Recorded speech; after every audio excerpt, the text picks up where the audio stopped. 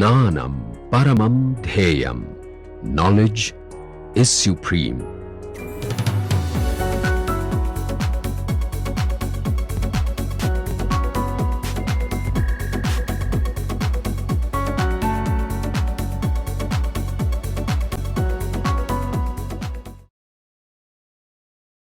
So now I am going to slowly take you into understanding operators,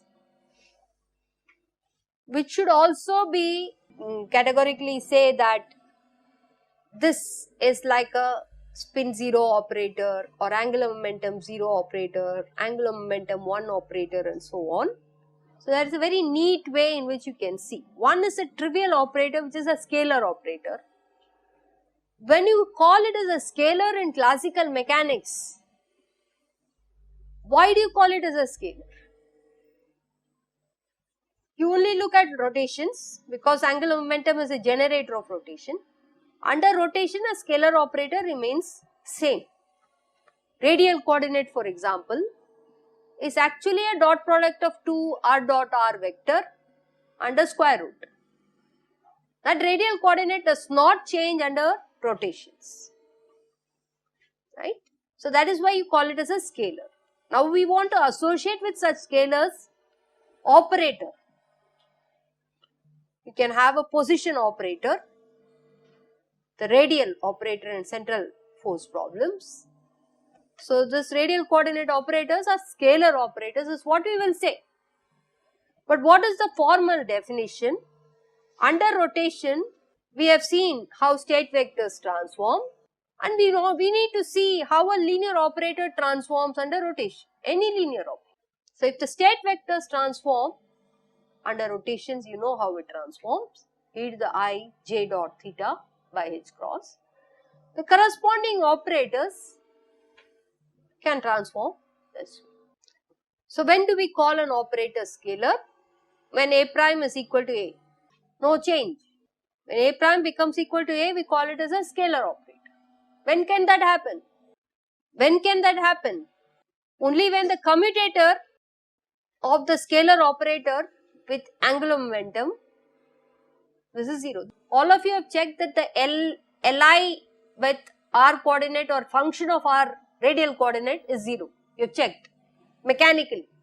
Now I am just trying to say that scalar operators, they commute with angular momentum generator. That also tells you that the other operators will not commute with angular momentum generators. Right? When this changes, then they will not commute. Classical mechanics tells us that if you have a vector operator or a position vector, you know how the position components of that vector transform under rotations. All of you know. And any vector operator, like you take vector potential or electric field, momentum, they have to transform. Their transformation properties are not different from your components of your position vector, right? That is why you call them to be vectors. Even amongst the vectors, there are some more distinctions. What are the distinctions? Those which change under parity, those which doesn't change under parity, they are polar vectors, axial vectors. Let's not get into that. At least for proper rotations, there is no difference. And under proper rotations, any vector will transform like components of a position vector. This you know from classical mechanics. Clearly, this above equation, A prime is not A. You know how A prime changes also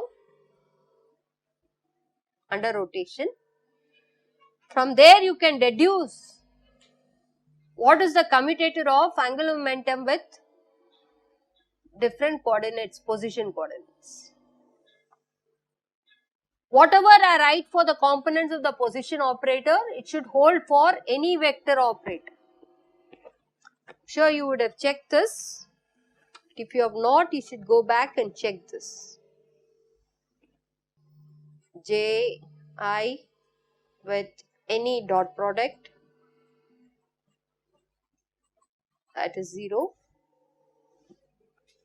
And you can also show that So this is why it is called as scalar operator. And Ji with Aj will be, if it is position coordinate, you know what it is. IH cross epsilon ijk ak. So this is what we call it as a vector operator. Okay, we call them to be vector operators if it behaves exactly similar to the way the components of your position vector behaves under rotations. So you can go and check that Ji with momentum J components, what it is. It will be IH cross epsilon ijk pk. Angular momentum, Ji itself is a vector operator. This satisfies your familiar angular momentum algebra. You know how the components of your position vector changes. We did this also, delta r. Do that the same way, delta A will also change under rotations. And if you try to write that out, you will find that the commutator bracket of that, because delta r, if you remember, it's delta omega cross r for infinitesimal rotation. Do that for any delta of a vector operator. If you do that, if you compare both sides, the only way both sides can match is if this commutator, keep this theta to be small, there will be a commutator bracket, and that commutator you can show it to be. Exercise for you, practice exercise. I did this elaborately for position operator. Please go and do the same thing for any vector operator. Any vector operator should behave exactly same like a position operator. So this is a vector operator, this is a vector operator, this is a vector operator. They all transform. Whatever is a vector operator should be seen on the right hand side. And what is the next operator we should consider? We did scalar, we did vector, then we should look at tensors. One of the familiar tensors which you have all studied is the moment of inertia tensor. Moment of inertia tensor has two indices, right? Sure, you have all done also in the lab, working out moment of inertia. Also, a lot of problems you have done on moment of inertia. It's a matrix. That much you know. It's a matrix. With matrix can be written as some Mij matrix or Iij matrix. Whereas a vector has only one index. A scalar has 0 index.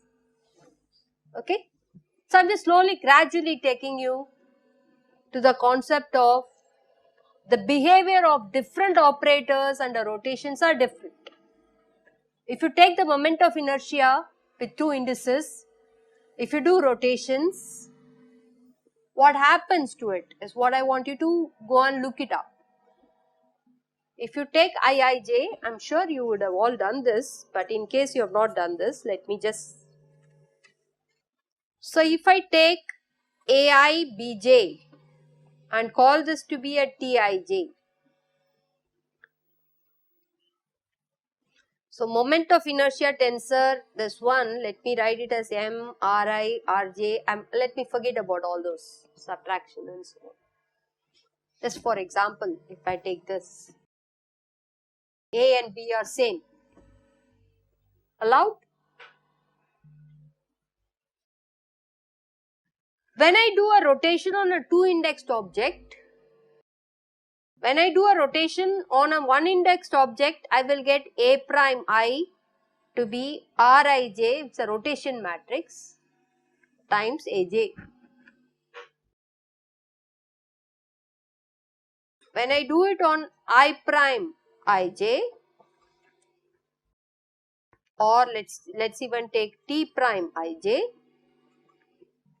under rotation what happens? Ri I1, Rj J1,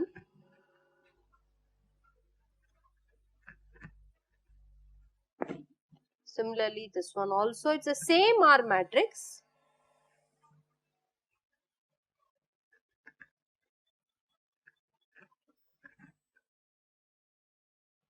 How many elements are there in 3 dimension? How many are there? 9. Okay. If I look this up as a vector, Ri as a vector operator, how many components it has? 3 components. This is another vector with 3 components. Combining 2 vectors is like taking tensor product. Okay. So I have combined 2 vectors. This also combined 2 vectors. This is a vector. This is a vector. This vector has 3 components. This has 3 components. Combining is a tensor product. What is the dimension of this composition? 3 into 3. There are 9 independent components, you said. 9 independent components of the composed object is made of 3-dimensional vector multiplied by 3-dimensional another vector. Does this ring you a bell? Something what I am trying to drive at? We did uncoupled basis and coupled basis in the context of states. I can also compose operators, take 2 vector operators and compose them and get a 2-indexed object, and now I would like to resolve. So this is uncoupled. Okay, I would like to resolve this into pieces which I will call it to be like similar to your coupled case. One is trace of T matrix. What does trace of T matrix do under rotations? Trace remains invariant under similarity transmission. The trace of T matrix is behaving like a scalar under rotation. It is 1-dimensional. This is 1-dimensional. What else can I do? I can take a cross product of these 2 vectors. Cross product of 2 vectors in 3 dimension is a vector, right? A cross B is a vector. So I could write an antisymmetric combination which I will call it as A cross B. How many components are there? 3. A cross B has only 3 components, right? Antisymmetric. T12, T13 and T23, and the others are antisymmetric. 3 components. But that will behave like a, under rotation it will behave like a vector. What is left? I have pulled out a trace. I have pulled out an antisymmetric operator. What is left? Symmetric I have not taken it out. Symmetric and you have to subtract the trace. Okay, so that is the symmetric will be how many components in 3 dimension? Symmetric matrix. And if you remove the trace, trace is one condition. One condition. You are not removing the diagonal elements. So 5. So 5 components, 5-dimensional state in your angular momentum is called what? J equal to 2, right? J equal to 2 is 2j plus 1, which is, so there is some resemblance here. What did I do? I got a composition as a raw which is 9-dimensional. I would like to pull out a piece which is invariant under rotation, which is a lower dimensional one. Another piece which is invariant under, it's not invariant, it is behaving like a vector under rotation. And then the other one is j equal to 2. So these are j equal to 1 and j equal to 1 because they have 3 components. When you combine two operators of j equal to 1 and j equal to 1. What are the possibilities we saw in angular momentum combination? You have to get j equal to 1, j equal to 2, j equal to 0. That's exactly what I get. But I have not really done the algebra for you. I just gave you some kind of a feel.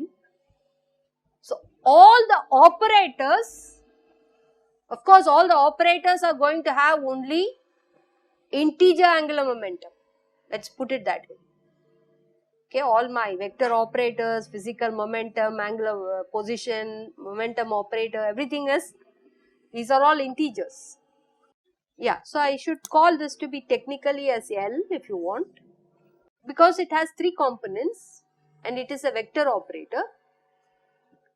The number of components, it's an analogy, or there is a one-to-one correspondence between operators also to behave the way we did the Clebsch-Gordon matrix. Okay, this is just for you to think about it. All your spherical harmonics which you did, all your spherical harmonics, you never wrote it as, you never took quadratics. If you remember, we did this. We said we can write all polynomials in variable x, and in 3 dimension also you could do that, but that's not what you took. You took a linear combination in r theta phi, especially theta phi, in a way that you can call L equal to 1, L equal to 2. Remember the way you did this. You never took. So I am just trying to kind of give you a feel that there is some kind of an one-to-one correspondence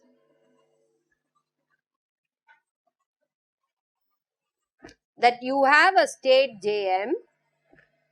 There is an equivalent way in which you can say the operators with one index, which I will call it as k, and the other index which I will call it as q. So, scalar operator is 0, 0. Vector operator is 1, q, which has 3 components. This has 1 component. And the next thing is, you can compose vectors to get the higher rank tensors. Can compose vectors. Can compose 3 vectors to get a third rank tensor. Whatever I did today is AI Bj, but you can take AI Bj Ck and can get a 3 indexed object. Okay. So, we will go to this tensor operators in the next lecture and see that the composition, if you combine 2 spin j's, how things happen, will also happen in this case. The same CG coefficient will help you to resolve. Okay, let me stop here.